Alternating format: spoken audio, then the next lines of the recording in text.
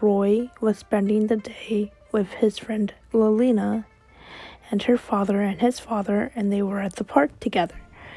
It was a beautiful day. The sun was shining, the birds were chirping, and the flowers were blooming, and everything seemed fine, and they were having a picnic on a sweet, grassy hill underneath a big tree with blossoms, and they were having fun, just spending some time together because they were friends. And little Roy was very curious about the forest, so he went up to his father and said, "Daddy?" "Yes, Roy?" "Can Lelina and I play in the woods, please?" "No, Roy." "But, Papa, why?" "Because there's a lot of danger there, son. And I told you many times before, never, ever, ever set a foot in the forest." "But, Dad, please. I want to do exploring, please." "No, son. Now, go play with Lelina, and I'm going to be talking to Hector, okay?" "Okay." And then Roy went off to play with Lelina, and they were having so much fun, playing hide and seek and chasing a ball around. And little Roy still was curious about the forest, and he said, "Lelina." "Yes, Roy? Want to play in the forest?" But our daddy told us no." "Oh, come on. Are you going to listen to them, or are you going to listen to me? I'm your best friend. I won't let nothing happen to you, please." "Okay." And then Roy and his friend Lelina went into the forest, and they were having so much fun, especially Roy, because he said, "Isn't it wonderful, Lelina? We have no one to tell us what to do. We're going to have so much fun." "I don't think this is a good idea, Roy." And then hours passed, and it was about time to go home. And Elwood said, "Hey, Hector, have you seen Roy and Lelina?" "No, I haven't, Elwood." "Oh no, don't tell me he went into that forest." And then both fathers went into the forest looking for their children. And then Elwood found Roy and said, "Roy, Elwood, what do you think you are doing in here?" "Papa, I could have lost you. But, come on, we're going home right now." "But, Dad."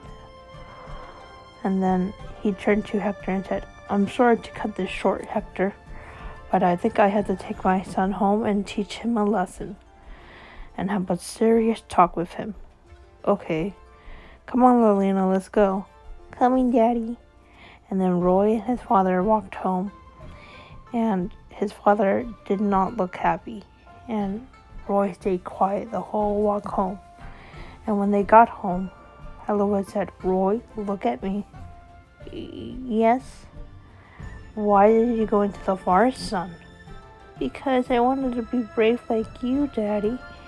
You're not afraid of anything." "Listen, son. Me being brave doesn't mean that you're looking for trouble. And I was afraid that I would lose you, son. But you're not afraid of anything, Daddy." "I was today, son." "Why?" "Because I thought I would lose you, my little one." "I don't want to lose you, Roy. You're the only thing I have left." "But what about Mommy?" "Yes, I have her too, but both of you are important to me, but especially you, because you are my baby. You're the only little one I have." "But Papa, I want to have fun and play." "Yes, but we have to play safe. And when a grown-up says no, it's no, and not because I want to be mean, Roy, but because I want to set a good moral for you. And the moral is, when a father says no sometimes, it's not that he wants to be mean to his child.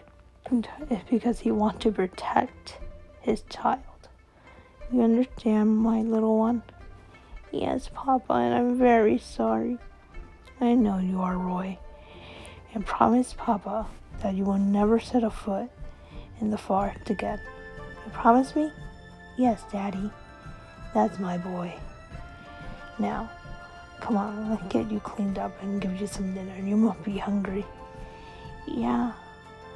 Roy, what happened to your leg there? I fell down. Oh, don't worry, I'll take care of it.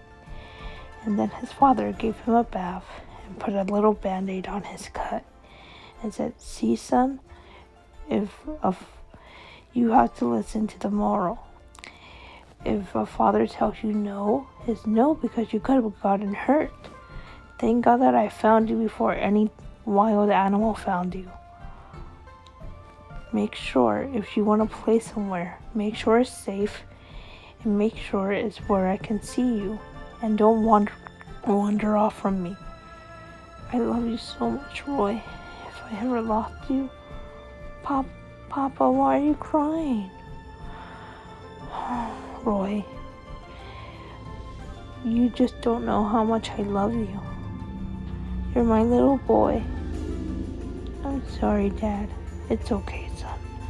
And then the next day, Roy made sure he listened to his father and did not set a foot in the forest, but instead they had a fun day at the park together, both friends and other with his friend Lolina and especially his father.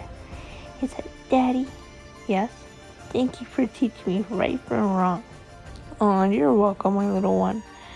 How about after we come home from the park, would you like an ice cream sundae? Yes. Oh, I love you so much, Roy. I love you too, Daddy. Oh, my sweet little boy. This ice cream is so yummy, Roy said, as they walked into the ice cream parlor and walked back out with a big ice cream sundae. And they shared it together underneath a blossom tree. And from that day on, Roy always remembered the moral that his daddy taught him and always stayed by his side, because being brave doesn't mean that you're looking for trouble. And also, if you want to be brave, make sure you're doing the safe thing and not putting yourself in danger. That's the moral of this story. And from that day on, Roy and his father always loved each other. No matter what Roy did, his daddy loved him unconditionally, because Roy is his little boy forever, because a father's love is unconditional. The end.